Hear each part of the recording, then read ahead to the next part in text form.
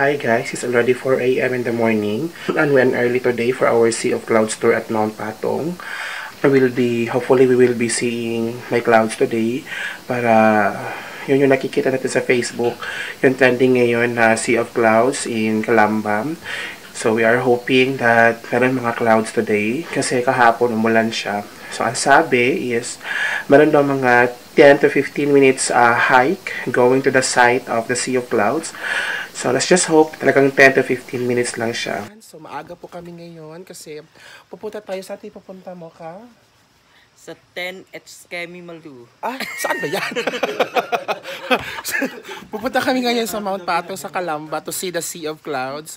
So pag pumunta ka doon, may choice ka na to stay overnight at di Calamba mismo.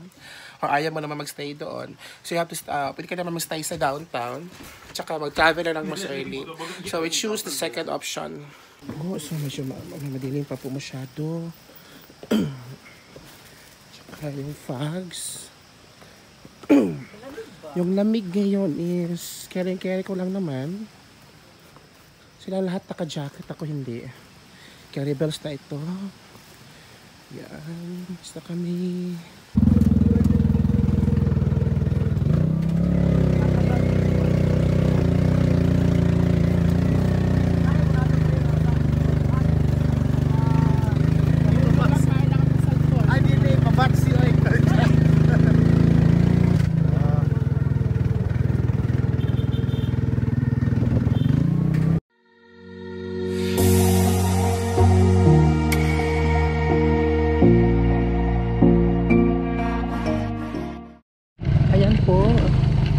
Now here at the Calamba farm. So this is a bit of walkathon hiking. Okay. Ito ba yung tattoo camera para So magha-hike na po tayo. This is the trail going to the Calamba farm. So ang sabi is 10 to 15 minutes hiking daw. So kasi tayo mahihina yung mga lungs. So ilan ko kung ano lang minuto tayo aakyat. Bakit para pababa siya? Malapit lang pala. Kayo na, malapit lang. A few inches later.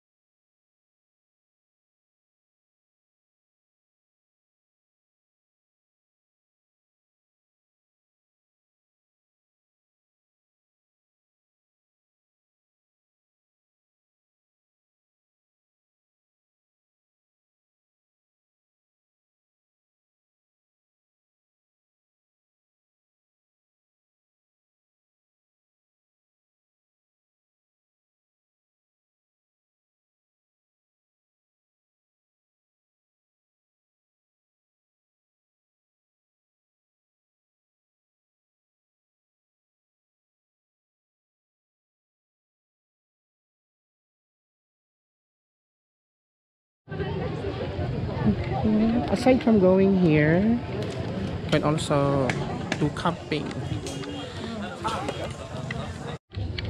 This is so sad. Ang dami mga nakakalat na basura. Sincere na talaga yung Take nothing but pictures, leave nothing but footprint. I-share sa page. zero visibility.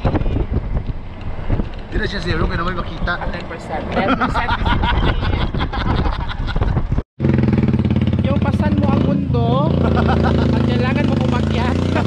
Kasi, papunta sa next destination. Oh my God. Oh my gosh. So kanina para nasa Sea of Clouds kami, ngayon papunta naman kami ng langit. Papunta kami na nasa fogs. Aside from hiking, you can also do cable car. Pero yung tuhod ko, te. Ouch. Yung tuhod ko, besh. So 222 steps pa daw papuntang itaas. So nag-hike na kami sa Sea of Clouds. Hike pa rin papunta dito sa Heaven's Peak. Ayoko na. Wow! Look at the view! Amazing!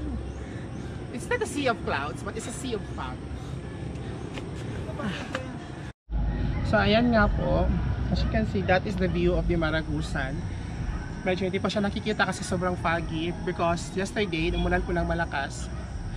Good thing, kasi if pupunta ka ng Sea of Clouds, Calamba, mas better talaga na umulan siya the day before kasi mas malakas, mas marami yung clouds. Gaya na naabutan namin kanina. Amazing talaga siya creation of God. Welcome sa aking mansion. Ibutin po natin ng Heaven's Peak.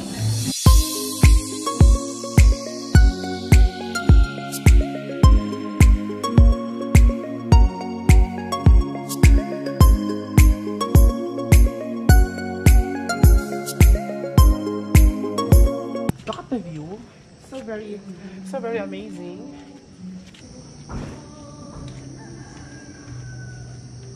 Magsisiyar muna ako, ha? See you later. Hi guys, this is na Maragusan after the fog.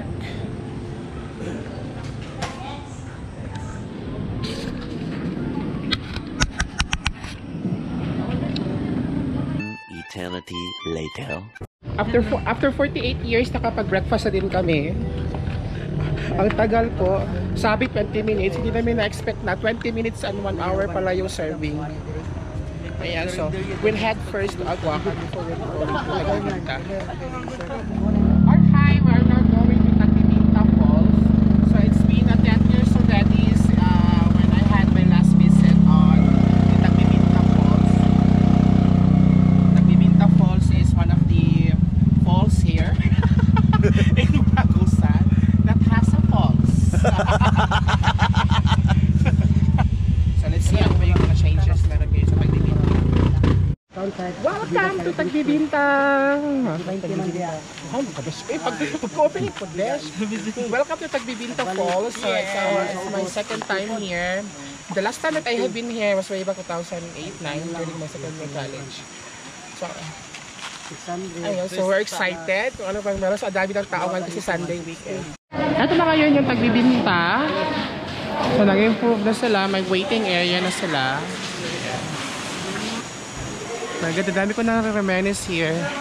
The entrance fee is 30 pesos and the cottage is 75 to 30 pesos. It ranges 30 to 75. May pool na pala sila. Ay noon, wala pang pool. Pero ngayon meron na. Ito yung pool.